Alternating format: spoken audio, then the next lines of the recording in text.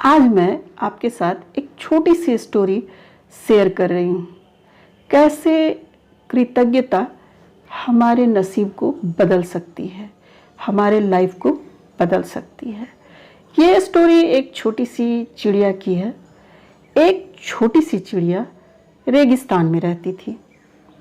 रेगिस्तान में हरियाली नहीं होने के कारण चिड़िया दिन भर गर्म रेत पर फुदकते रहती थी। भगवान के पास जा रहे एक देवदूत की नज़र उस छोटी सी चिड़िया पर पड़ी।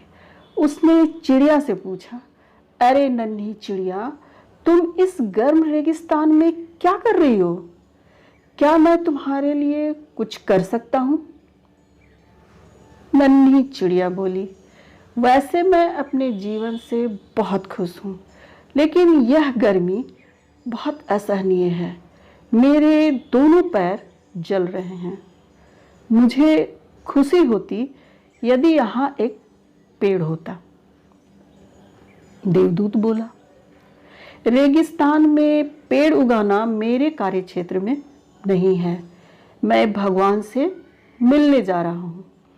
उनसे मिलकर तुम्हारी इच्छा बता दूंगा।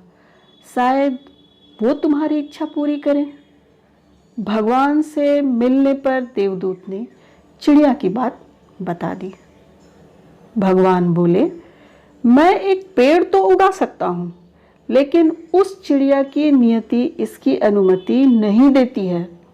मैं उसका नसीब नहीं बदल सकता हूँ, लेकिन तुम उस चिड़िया को यह संदेश पहुँचा दो कि जो उसे गर्मी में बचे रहने में मदद करेगा।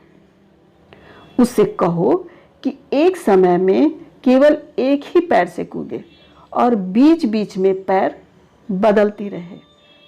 इससे एक पैर को कुछ देर आराम मिलेगा।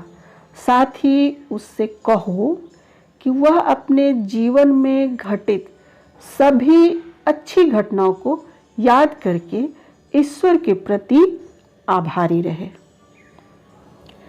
देवदूत चिड़िया के पास आकर भगवान का संदेश दे दिया। चिड़िया के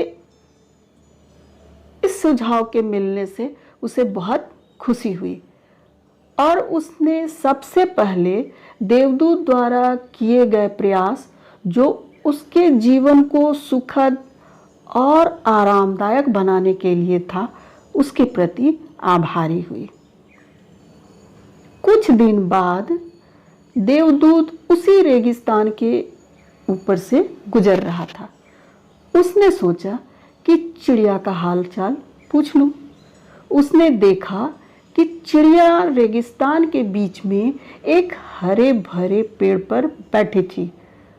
चिड़िया को खुश देखकर देवदूत को बहुत खुशी हुई, लेकिन उसने सोचा कि ईश्वर ने तो कहा था कि इस चिड़िया के नसीब में कोई पेड़ नहीं था, फिर ये पेड़ कहाँ से आया? देवदूत भगवान से मिलने गया। भगवान को सारी बात बता दी।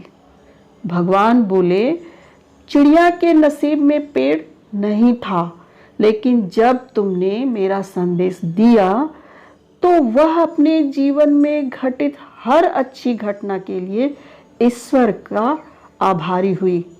अपने जीवन के हर बात को याद कर निर्मल मन से उसके लिए कृतज्ञता की भावना व्यक्त की।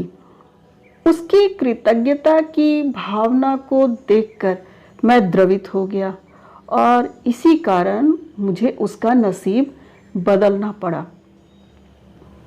ईश्वर का उत्तर सुनकर देवदूत बहुत प्रसन्न हुआ। इससे हमें सीख मिलती है कि कृतज्ञता सदैव अनुग्रह उत्पन्न करती है। जीवन में हमारे आसपास जो भी है, उसके लिए हमें धन्यवाद करना चाहिए, आभारी होना चाहिए। कृतज्ञता हमारे जीवन में सकारात्मकता लाती है और साथ ही हमारे जीवन को स्वस्थ और समृद्ध और साथ ही साथ सफल बनाती है। यदि ये छोटी सी स्टोरी आपको अच्छी लगी तो प्लीज़ इसे लाइक करें, शेयर करें, सब्सक्राइब करें और साथ ही साथ बेल आइकन को प्रेस कर दें, जिससे मैं कोई नई वीडियो या स्टोरी अपलोड करूं तो उसका नोटिफिकेशन आपके पास सबसे पहले मिल जाए और आप हमेशा अपनी लाइफ में सफल रहें, स्वस्थ रहें। इसी कामना के साथ मिलते हैं नेक्स्ट वीडियो में।